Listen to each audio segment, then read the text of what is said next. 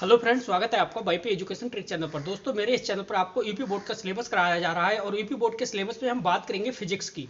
तो बेटा, जैसा कि हम क्लास 11 एग्रीकल्चर के लिए पढ़ रहे हैं फिजिक्स, और फिजिक्स में जो चैप्टर है हमारा वो चैप्टर है 5वां। देखिए, 5वां जो चैप्टर आपका है वो है न्यूटन के गति विषयक नियम संवेग।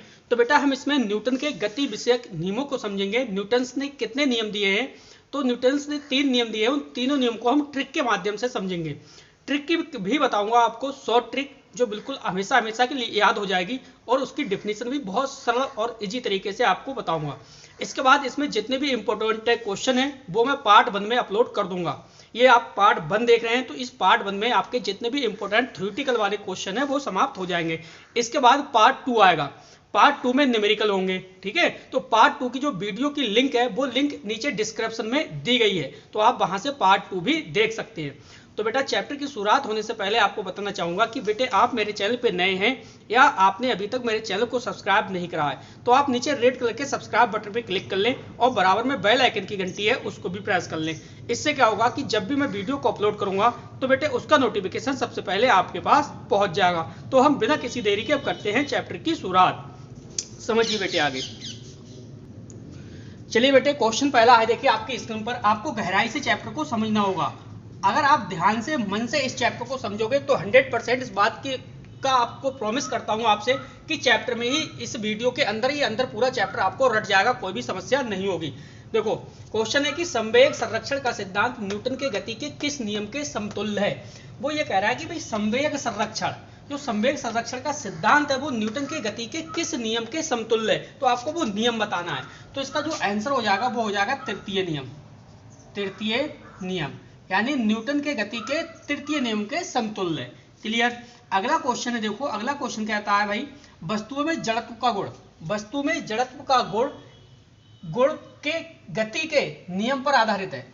वस्तुओं में जड़त्व का जो नियम है वो गति के किस नियम पर आधारित है, ये आपको बताना है।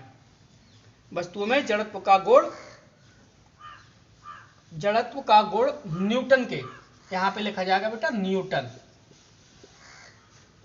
न्यूटन के गति के किस नियम पर आधारित है। तो जो जड़त्व का नियम है, जड़त्व के नियम को न्यूटन का गति का प्रथम नियम भी कहा गया है। तो इसका आंसर क्या हो जाएगा बेटा? प्रथम नियम। अगला क्वेश्चन देखिए आपकी स्क्रीन पर है बेटे, कि भाई निर्वात में स्वतंत्र रूप से गिरती हुई वस्तु पर कौन सा बल कार्य करता है। यानी क्वेश्चन दे रखा है, निर्वात में स्वतंत्र रूप से गिरती हुई वस्तु पर कौन सा बल कार्य करता है, तो आपको यहाँ पे बल बताना है। ठीक है, तो इसका हो जाएगा बेटा आंसर, वो हो जाएगा वस्तु का भार। क्या हो जाएगा? वस्तु का भार। अगला क्वेश्चन देखो, कह रहा है m द्रव्यमान के पिंड का कोई वेग b है। m क्या है? द्रव्यमान है, और पिंड का कोई वेग क्या है? b है। तो उसका संवेग क्या होगा? देखिए, बहुत ही सिंपल क्वेश्चन है, लेकिन समझने की आपको देर है। संवेग को हम जो प्रदर्शित करते हैं वो करते हैं बेटा p से। संवेग क्या है? p से। तो द्रव्यमान क्या है? m, तो p बराबर क्या हो जाएगा? m, और वेग क्या है? b इंटू क्या हो जाएगा? b। यानी जो संवेग है वो द्रव्यमान और वेग के गुणनफल के क्या होता है? समानुपाती होता है। यानी p बराबर हो जाएगा m इंटू बी। तो देखो, आपने पहला क्वेश्चन जो पढ़ा वो पढ़ा संवेग संरक्षण का सिद्धांत। जो संवेग संरक्षण का सिद्धांत है, जो न्यूटन का तीसरा नियम है, गति के तीसरा नियम है न्यूटन का, वो उस नियम के सिद्धांत पर आधारित है। दूसरा है वस्तुओं में जड़त्व का गुण। तो जो जड़त्व का नियम है वो न्यूटन का प्रथम नियम है। नेक्स्ट है, निर्वात में स्वतंत्र रूप से गिरती हुई वस्तु पर कौन सा बल कार्य करेगा? वस्तु का भार। द्रव्यमान m के पिंड का वेग b है तथा उसका संवेग। तो संवेग यानी p बराबर होता है m इंटू बी। इसके बाद एक क्वेश्चन और पूछा जा सकता है, इसमें इंपॉर्टेंट है। क्वेश्चन पूछा जा सकता है बेटा, बल का मात्रक।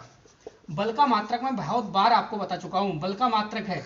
तो बल का मात्रक क्या हो जाएगा? आंसर क्या हो जाएगा इसका? बल का मात्रक क्या है? न्यूटन है।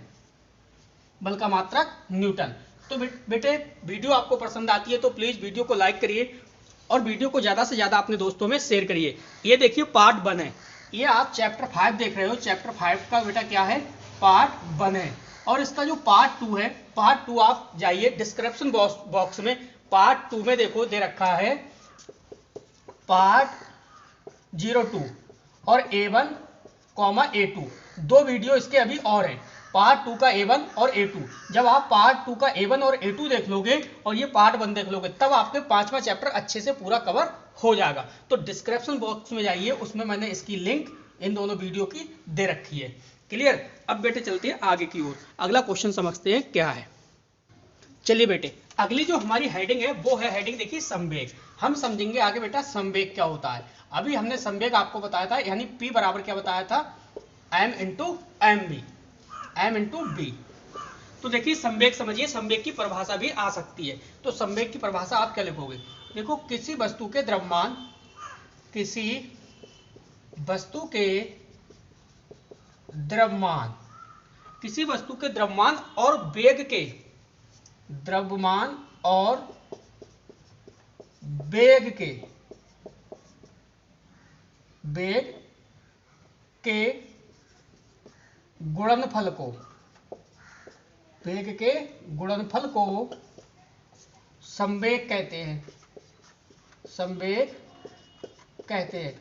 मैंने देखिए पिछले आपको बताया था कि भाई किसी वस्तु के द्रव्यमान और वेग के गुणनफल के समानुपाती होता। बेटा समानुपाती नहीं होता, सॉरी उसके लिए, ठीक है, मुंह से निकल गया धोखे से। आप यहां समझो, किसी वस्तु के द्रव्यमान और वेग के गुणनफल को हम संवेग कहते हैं। क्लियर? ये कॉमा इन्वर्टेड कॉमा लगा है, इस कॉमा इन्वर्टेड कॉमा के अंदर परिभाषा को आपने बंद कर लिया। अब समझो भाई, यदि हम बात करें, यदि m द्रव्यमान की, यदि m द्रव्यमान की वस्तु b वेग, यानी यदि m द्रव्यमान की वस्तु b वेग से रेखीय गति कर रही है, b वेग से बेटा क्या कर रही है, रेखीय गति कर रही है, रेखीय गति कर रही है, तो उसका संवेग क्या होगा। देखो, तो उसका संवेग बराबर क्या हो जाएगा बेटा, यानी वही द्रव्यमान गुणे वेग, द्रव्यमान गुणे वेग। क्लियर? सीधे सीधे आप लिख सकते हो, द्रव्यमान का साइन क्या है P, द्रव्यमान क्या है m, v क्या है आपका वेग, यानी P बराबर mv। अब हम बात करेंगे बेटा संवेग के मात्रक की। किसका? संवेग का मात्रक। तो देखो संवेग का मात्रक आप लिखोगे भाई द्रव्यमान का मात्रक इंटू वेग का मात्रक, यही तो होगा। यहां पे क्या लिखोगे आप, द्रव्यमान का मात्रक, भाई द्रव्यमान तो है, द्रव्यमान का मात्रक इंटू है, तो इंटू वेग का मात्रक, वेग का मात्रक। ठीक? अगर आपसे पूछा जाए तो ये क्या हो जाएगा भाई, देखो जो आपका संवेग है, संवेग की अगर एसआई का मात्रक पूछे ना, एसआई यूनिट पूछे, तो पता है क्या हो जाएगा, ये हो जाएगा किलोग्राम मीटर प्रति सेकेंड। क्या हो जाएगा, किलोग्राम मीटर पर सेकेंड, मीटर पर सेकेंड। ये देखिए एसआई यूनिट यानी मात्रक किसका, संवेग का, क्या हो गया, किलोग्राम मीटर प्रति, किलोग्राम मीटर पर सेकेंड, किलोग्राम मीटर पर सेकेंड। अब देखो हम संवेग का बीमीय सूत्र पता करने की कोशिश करेंगे। क्या? संवेग का बीमीय सूत्र। चलिए, संवेग का क्या पता करेंगे बेटा, बीमीय सूत्र, बीमीय सूत्र। तो संवेग का बीमीय सूत्र क्या हो जाएगा समझिए। देखो अगर हम इसे न्यूटन के पदों में बात करें ना, तो पता है क्या हो जाता है भाई, किलोग्राम इंटू मीटर हो जाता है। यहां पे इधर बता रहा हूं आपको, किलोग्राम इंटू हो जाता है मीटर, अपॉन चलता है सेकेंड। न्यूटन के पदों में की बात कर रहा हूं मैं। ठीक? तो ये क्या हो जाता है, देखो किलोग्राम है, किलोग्राम है, किलोग्राम तो है, तो और इंटू क्या है, मीटर। भाई मीटर क्या हो गया, लंबाई, और किलोग्राम क्या हो गया आपका मास। तो यहां से हम क्या ले लेंगे भाई, एम इंटू मीटर को किसमें, लंबाई में, लंबाई का मतलब एल, और सेकंड यानी टाइम, तो टाइम का मतलब क्या है टी। क्या हो जाएगा, टी। जब अब आप देखिए आगे, जब ये टी ऊपर जाएगी, जब ये ऊपर टी जाएगी तो क्या हो जाएगी, माइनस की, यानी ये हो जाएगा एम एल और टी। तो टी जब ऊपर जाएगी तो क्या हो जाएगी, माइनस का 1, तो क्या हो गया जी, mLT की पावर -1। ये बन गया आपका संवेग का बीमीय सूत्र। क्लियर। और जब ये बन गया तो संवेग आपसे पूछा जा सकता है कि भाई संवेग एक कैसी राशि है, तो आपको बताना पड़ेगा भाई संवेग एक अदिश राशि है, अदिश राशि है। क्लियर। एक मिनट, अदिश नहीं, सॉरी, सदिश राशि है, अदिश नहीं है, सदिश राशि है, सदिश राशि। तो देखो संवेग के बारे में आपने क्या समझा भाई, जो संवेग होता है वो द्रव्यमान तथा वेग के गुणनफल को हम संवेग कहते हैं। किसे, m क्या है द्रव्यमान, v क्या है वेग, तो द्रव्यमान तथा वेग के गुणनफल को हम क्या कहते हैं बेटा, संवेग कहते हैं। यही हमने लिखा है, यही परिभाषा लिखी है। किसी वस्तु के द्रव्यमान और वेग के गुणनफल को हम क्या कहते हैं, संवेग, यानी p बराबर mv। क्लियर। यदि m द्रव्यमान की वस्तु v वेग से रेखीय गति कर रही है तो संवेग बराबर हो जाता है द्रव्यमान गुणे वेग। अब संवेग का मात्रक, तो संवेग का मात्रक बराबर यानी द्रव्यमान का मात्रक इंटू वेग का मात्रक किया गया। सब यूनिट आ गई इसकी किलोग्राम मीटर प्रति सेकेंड। ठीक। अगर हम बीमीय सूत्र की बात करें तो बेटा न्यूटन के पदों में अगर हम संवेग का मात्रक की बात करें तो मात्रक हो जाता है, न्यूटन के पदों में व्यक्त करने के लिए ये हो जाएगा आपका kilogram into metre upon second. तो इसी से हमने क्या बना लिया, हमने बीमीय सूत्र बना दिया। ठीक। किलोग्राम की जगह क्या आ गया, एम आ गया, और मीटर है तो मीटर को किसमें आप नापोगे, लंबाई में। ठीक। सेकंड क्या है भाई, समय है, टाइम है, तो टी आ गया, ये टी चला गया ऊपर तो ऊपर पावर -1 हो गया, तो mLT ये आ गया बीमीय सूत्र। संवेग का एक कैसी राशि है, एक सदिश राशि है। तो ये टॉपिक अच्छे से समझ में आ गया होगा। अब देखते हैं बेटे अगला टॉपिक क्या है। चलिए बेटे अगला क्वेश्चन है, देखिए आपके स्क्रीन पर।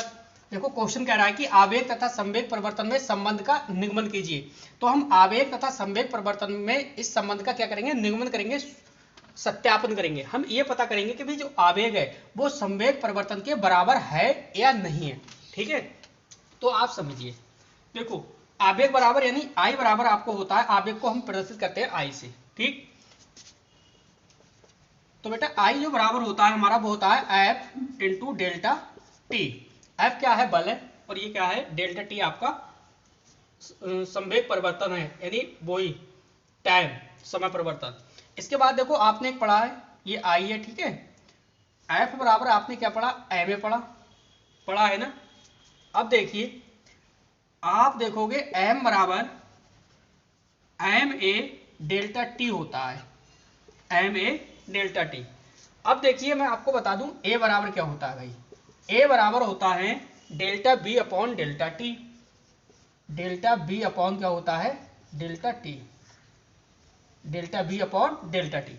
जब भाई एम बराबर होता है M A into delta T, तो हम इसे क्या लिख सकते हैं, हम इसे लिख सकते हैं एम, और ये ए की जगह क्या लिख सकते हैं, ए की जगह लिख सकते हैं हम भाई delta B upon delta T. अब ये डेल्टा टी बचा तो इनटू में यहां लिख लो आप डेल्टा टी। क्या लिखोगे, डेल्टा टी। डेल्टा टी से डेल्टा टी आप कैंसिल कर सकते हो। ठीक। तो आपका बचा क्या, आपका बचा M into delta B, M into delta B. अब देखिए इसे आप कैसे सोल्व कर सकते हो, इसे आप लिख सकते हो भाई एम और बी माइनस यू। ठीक है।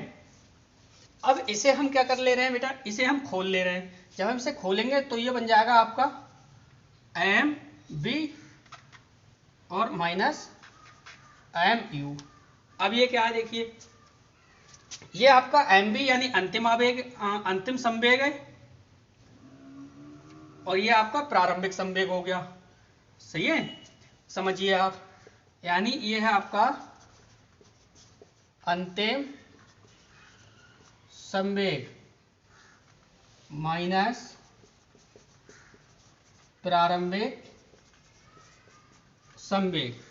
इसके बराबर क्या होता है बेटा, इसके बराबर हो जाएगा संवेग परिवर्तन। इसके बराबर क्या हो जाएगा, संवेग परिवर्तन। तो आपने क्या देखा भाई, अंतिम संवेग माइन और प्रारंभिक संवेग, इसके बराबर क्या होगा, संवेग परिवर्तन।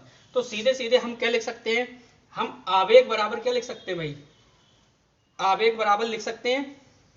अब हम बेटा ये लिख सकते हैं, देखो आवेग बराबर आवेग बराबर लिख सकते हैं संवेग परिवर्तन, संवेग परिवर्तन, ये लिख सकते हैं। और यही हमें लाना था, ठीक। आवेग तथा संवेग परिवर्तन में संबंध ये आपका आया। तो इस प्रकार से आप क्वेश्चन को आराम से इस क्वेश्चन का निगमन कर सकते हो, ठीक है, कोई भी आपको समस्या नहीं आएगी। अब हम अगला जो क्वेश्चन पढ़ेंगे वो पढ़ेंगे बल का आवेग। बल का आवेग क्या है? न्यूटन के जो नियम है वो तीनों नियम मैं आपको सिखाऊंगा और ट्रिक के माध्यम से सिखाऊंगा। आप टेंशन ना लें, वीडियो को शुरू से लेके लास्ट तक देखें और इसके जो नोट्स हैं वो शाम तक आपके व्हाट्सएप ग्रुप में सेंड कर दिए जाएंगे। तो बेटे चलते हैं, अगला टॉपिक देखते हैं क्या है। चलिए बेटे, अगली जो हेडिंग है हमारी वो है बल का आवेग। क्या है? बल का आवेग। अब हम बल के आवेग को समझेंगे। देखो, पहले मैं आपको परिभाषा बताता हूं। भाई आप लिखोगे कि यदि कोई बल, बल को हम किससे लिखते हैं? प्रतीक क्या है? एफ। एफ यानी फोर्स।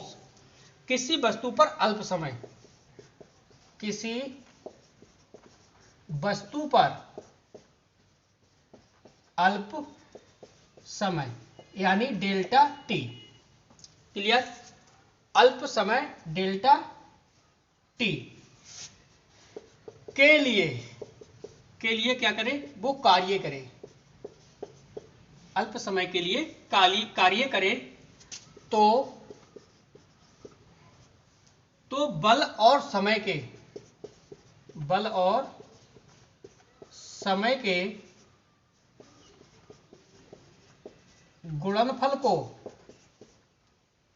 गुणनफल को बल का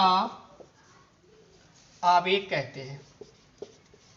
बल का आवेग कहते हैं। समझो, गुणनफल को बल का आवेग कहते हैं और हम इस आवेग को बेटा आई से प्रदर्शित करते हैं। किससे? आई से प्रदर्शित करते हैं। समझो, इसने क्या कहा? इसने बल के आवेग में परिभाषा क्या कह रही है कि यदि कोई बल F किसी वस्तु पर अल्प समय यानी डेल्टा टी के लिए कार्य करे तो बल और समय के यानी बल और समय के गुणनफल को हम बल का क्या कहते हैं? आवेग कहते हैं। यानी आवेग आई बराबर क्या हो जाएगा आपका? बल यानी F और अल्प समय यानी आपका हो जाएगा डेल्टा टी के लिए कार्य करे तो आपने किसके देखा? बल और समय के गुणनफल को हमने क्या कहा? भाई आवेग का। यहाँ देखो बल है और ये डेल्टा टी क्या है? समय है। बल और समय के हम किसे गुणनफल को क्या कह रहे हैं? भाई इसे हम क्या कह रहे हैं? आवेग कह रहे हैं। क्लियर? तो आवेग तो आपके समझ में आ गया होगा। अब आगे समझिए, आवेग एक कैसी राशि है? तो आप लिखोगे कि भाई आवेग एक सदिश राशि है। आवेग एक कैसी राशि है बेटा? सदिश राशि है। क्लियर? यानी राशि तो आपकी हो गई, सदिश राशि आपने पढ़ लिया। अब आगे लिखोगे आप इसकी दिशा वही रहेगी जो कि बल की, इसकी दिशा वही रहेगी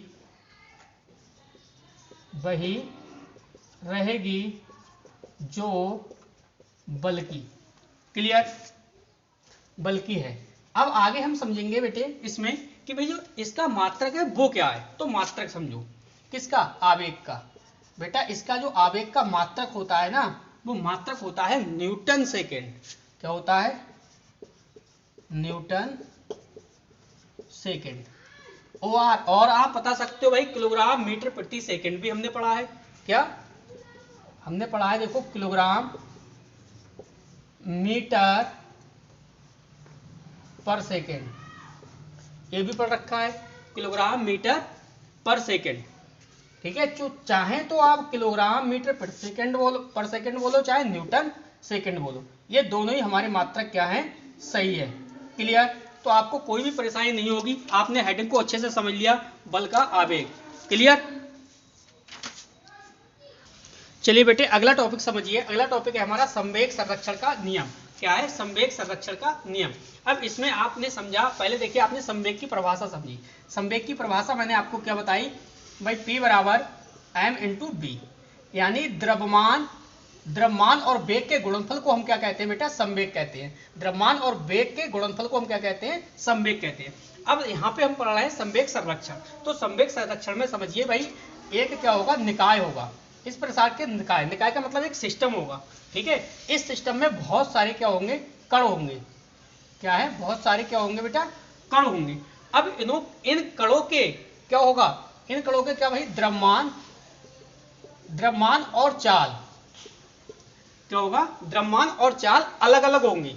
कैसी होंगी, द्रव्यमान और चाल इनकी कण की अलग अलग, अलग अलग, ठीक है। और इस पे देखिए, इस निकाय पर कोई भी बाहरी फोर्स, जो भी कोई भी बाहरी फोर्स यानी बाहरी बल इस पे कार्य नहीं करेगा, बाहरी बल नहीं लग रहा होगा, कोई भी बाहरी बल इस पर कार्य नहीं करेगा। ये एक निकाय है यानी सिस्टम है, इसमें बहुत सारे द्रव्यमान है, इन द्रव्यमानों में चाल और इसके नहीं बहुत सारे इसमें क्या है, कण है, इन कणों के क्या द्रव्यमान और चाल कैसी होगी, अलग अलग होगी, ठीक। इस पर निकाय पर कोई भी बाहरी बल कार्य नहीं करता है। तब इस निकाय का रेखीय संवेग नियत रहेगा। जब कोई भी बाहरी बल इस पर कार्य नहीं करेगा तो उस कंडीशन में भाई इस निकाय का जो रेखीय संवेग है वो कैसा रहेगा, नियत रहेगा। क्लियर। और किसी भी समय इसके जो द्रव्यमान है और चाल है इसमें परिवर्तन हो सकता है। किसी भी समय किसके, इसके द्रव्यमान के अंदर और इस चाल के अंदर क्या हो सकता है, परिवर्तन हो सकता है। लेकिन जो निकाय का टोटल रेखीय संवेग होगा वो अपरिवर्तित रहेगा। जैसे माना मैंने, देखिए माना आपने देखा कोई भी पार्टिकल्स क्या है भाई, m1 है, ठीक, और u1 क्या है, इसकी चाल है। यहां समझिए, माना कोई पार्टिकल्स यानी कण क्या है, m1 है और u1 क्या है, इसकी चाल है, ठीक। प्लस इसी प्रकार से बहुत सारे कण हैं, m2 u2 प्लस m3 और u3 dot dot dot mn plus आप लिख सकते हो un। अब आपको पता होना चाहिए भाई mn क्या है, आपका कण है, और un क्या है, आपकी चाल है। ये कण है और ये आपकी क्या है, चाल है, ठीक। तो मैंने अभी आपको बताया कि देखिए, चलिए एक बार फिर से शुरू से रिवाइज करा देता हूं आपका ये संवेग संरक्षण का नियम। आपने देखा भाई कि इसमें कोई एक निकाय है यानी एक सिस्टम है। इस सिस्टम के अंदर बहुत सारे क्या है, कण हैं, बहुत सारे कण हैं, और कण में कण के क्या है, ये भाई द्रव्यमान, इसमें कण के द्रव्यमान और चाल ये क्या हो सकती है, अलग अलग होती है। द्रव्यमान और चाल दोनों अलग अलग, यानी इस पे कोई भी बाहरी बल जो है वो बाहरी बल कार्य नहीं कर रहा होगा। तब इस निकाय का जो रेखीय संवेग है वो कैसा रहेगा, नियत रहेगा। किसी भी समय इसमें द्रव्यमान और चालों में परिवर्तन हो सकता है। किसी भी समय इसके द्रव्यमान और जो चाल है इसमें परिवर्तन हो सकता है। जैसे हमने माना परिवर्तन हो सकता है, लेकिन जो निकाय का टोटल रेखीय संवेग होगा वो अपरिवर्तित रहेगा, ठीक है। जैसे हमने माना भाई m1 है और u1 है plus m2 u2 plus m3 u3, ये क्या है, m1 यानी पार्टिकल्स है, u आपका क्या है भाई, चाल है, ठीक। ये क्या हो गया, dot dot dot mn plus un।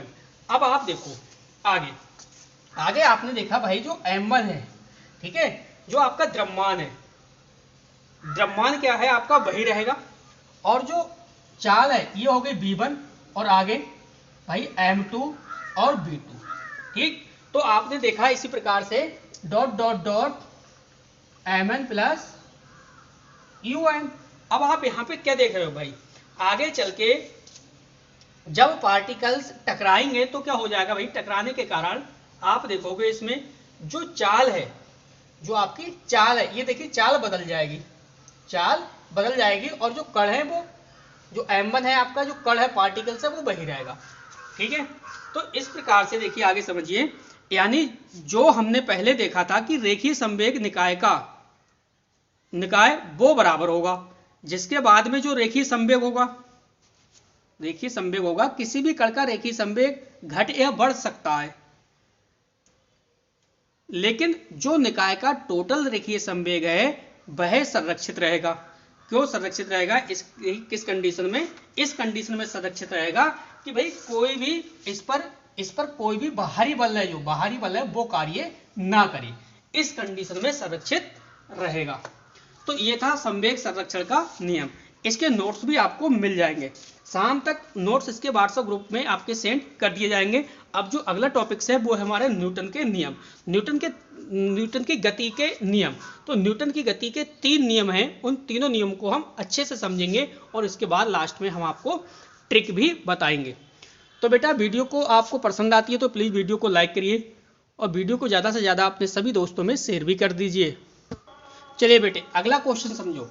अगला क्वेश्चन है वो है हमारा न्यूटन के गति के नियम। तो सबसे पहले देखिए, इसको 2 लाइनें आप समझ लीजिए फिर हम समझेंगे।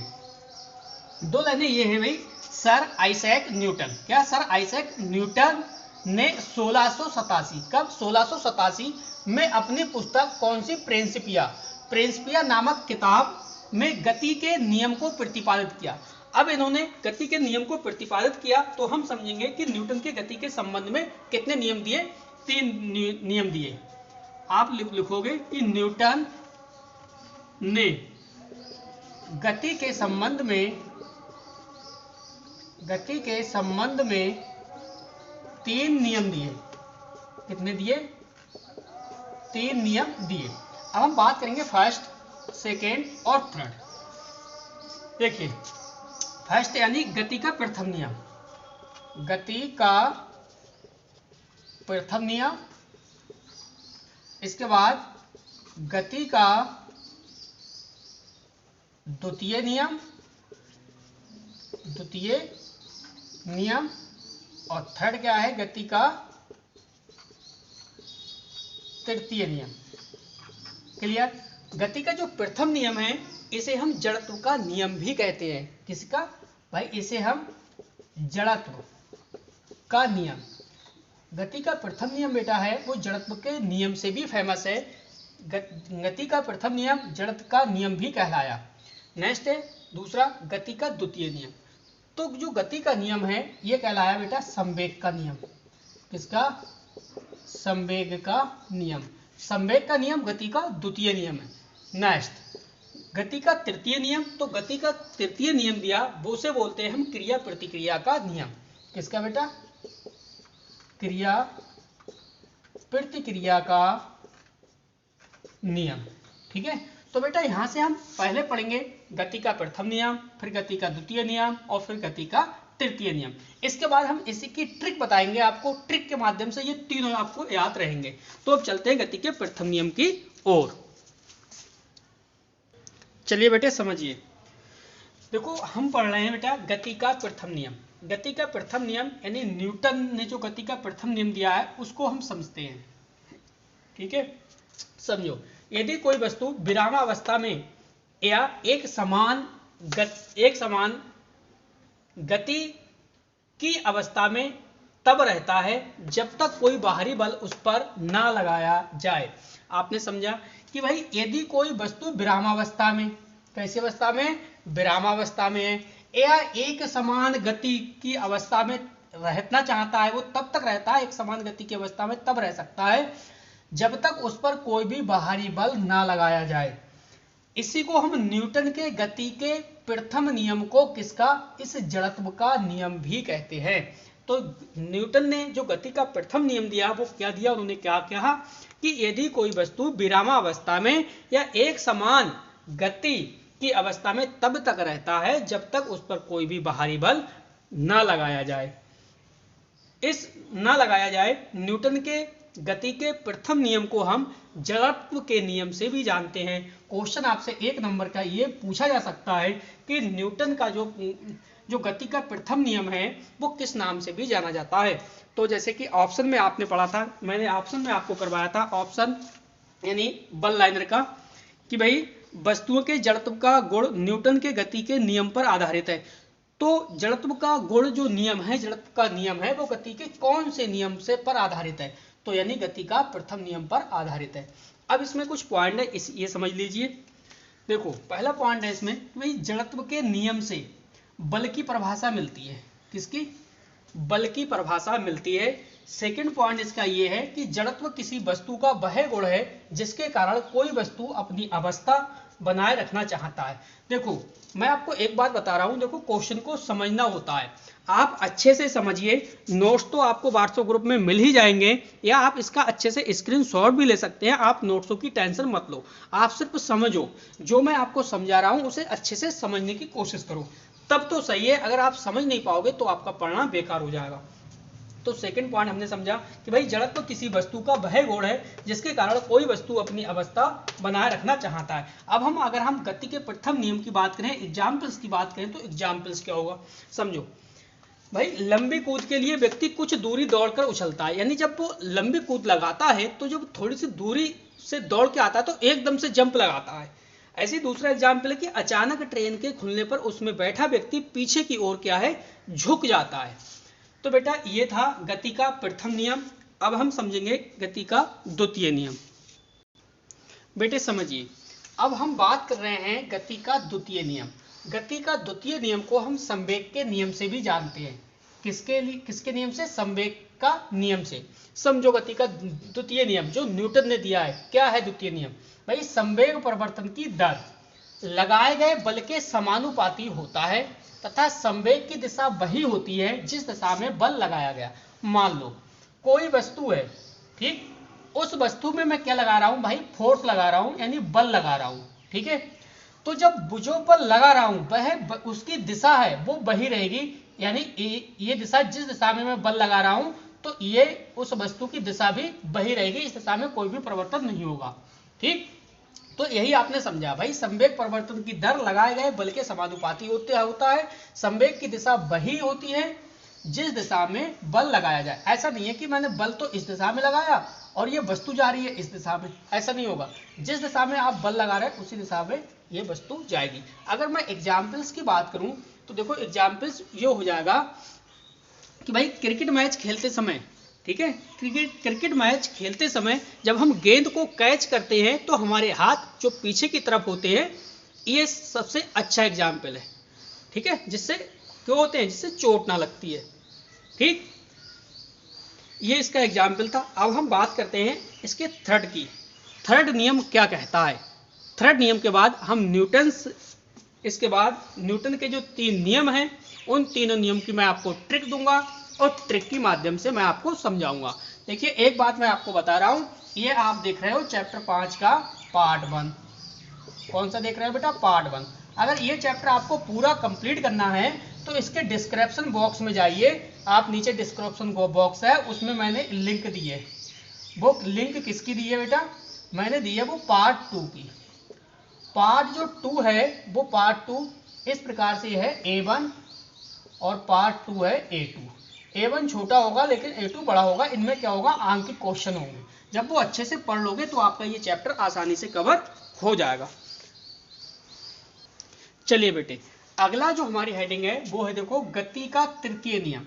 गति के तृतीय नियम को हम क्रिया तथा प्रतिक्रिया का नियम कहते हैं। यानी कोई भी हम क्रिया करते हैं तो तुरंत क्या होती है, उसके बाद प्रतिक्रिया, तुरंत क्रिया के बाद प्रतिक्रिया। समझो भाई, प्रत्येक क्रिया के बराबर प्रतिक्रिया, क्या प्रत्येक क्रिया के बराबर प्रतिक्रिया होती है, इसे हम क्रिया प्रतिक्रिया का नियम क्या कहते हैं, या इसे हम गति का तृतीय नियम कहते हैं। जैसे भाई कोई वस्तु है, मैं मान लो इस वस्तु को इधर से अटैक कर रहा हूं, इसके ऊपर जितनी जोर से इधर से अटैक करता हूं उतनी ही जोर से इसके विपरीत यानी दूसरी तरफ से भी अटैक होता है। तो यही क्या है, क्रिया प्रतिक्रिया का नियम है। अगर मैं आपको एग्जाम्पल्स के माध्यम से समझाऊं तो इसका एग्जाम्पल समझो आप।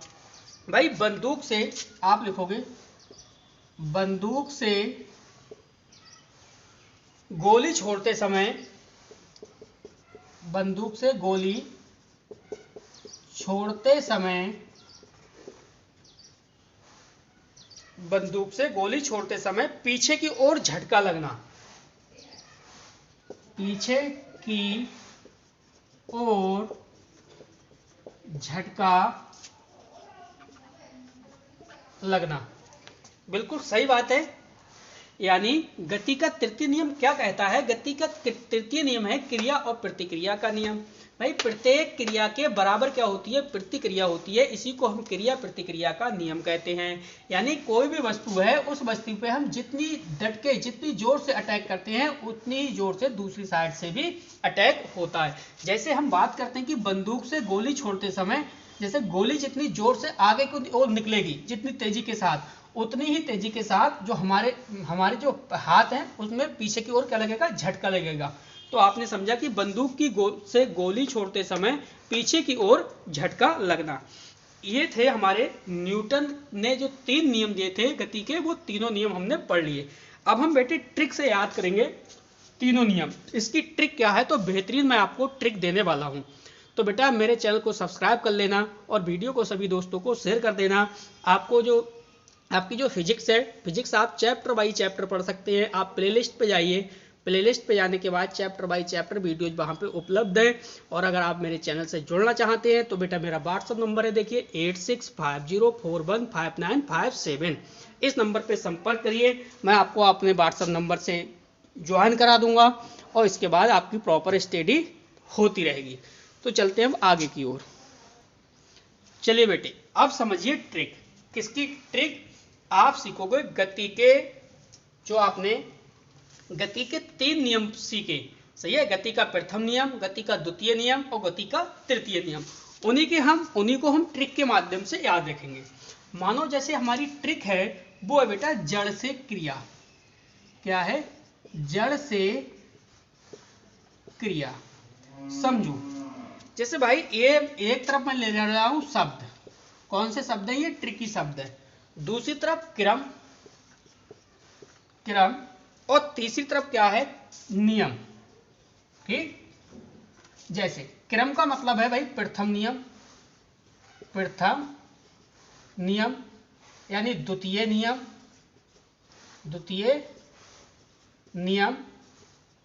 और तृतीय नियम।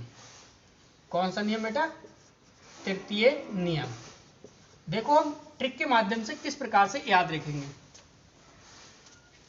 देखो पहला इसमें क्या है? जड़। तो शब्द क्या आ रहा है? जड़। आप यहां लिखिए जड़। ठीक, आपने देखा शब्द है जड़। नियम कौन सा हो गया? प्रथम। नहीं, क्रम कौन सा हो गया? आपका प्रथम नियम। प्रथम नियम क्या है? नियम क्या हो जाएगा? जड़त्व का नियम। जड़त्व का नियम। तो जो प्रथम नियम है वो कौन सा नियम है गति का?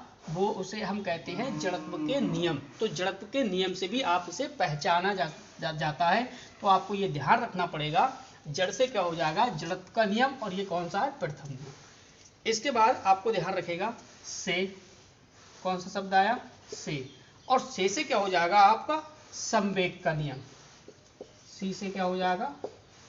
संवेग का नियम। तो आपको पता होना चाहिए भाई से क्या हो गया? ये संवेग का नियम, यानी द्वितीय जो नियम है वो किसका नियम है? संवेग का नियम भी कहलाया। नेक्स्ट थर्ड शब्द है आपका क्रिया। थर्ड क्या है? क्रिया। तो क्रिया से आपने पढ़ा भाई क्रिया प्रतिक्रिया का नियम। क्रिया प्रतिक्रिया का नियम, यानी जो गति का तीसरा नियम है, तृतीय नियम है, वो क्या है? क्रिया और प्रतिक्रिया का नियम है। तो कुल मिला के इस ट्रिक से आपको जड़ के नियम से आपको इतना ध्यान रखना है कि वो जो जड़ है, जड़ का मतलब है जड़त्व का नियम। जड़त्व का नियम है ये प्रथम नियम है। से है संवेग का नियम। तो संवेग क्या है? द्वितीय नियम है। क्रिया है क्रिया प्रतिक्रिया क्या है? तृतीय नियम है। तो बेटा इसी नियम के साथ हमारी ये वीडियो है वो कंप्लीट होती है और ये हमारा जो चैप्टर है चैप्टर 5 ये भी कंप्लीट हो गया।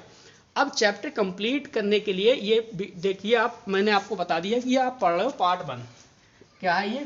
पार्ट 1 है और आपको ये पूरा चैप्टर कवर करना है। तो बेटा पार्ट 2 की जो लिंक है वो डिस्क्रिप्शन बॉक्स में दी गई है। 2 वीडियो है वो आप डिस्क्रिप्शन बॉक्स में जाके देख लीजिए। तो बेटा वीडियो देखने के लिए आपका बहुत बहुत धन्यवाद। आपका दिन शुभ हो।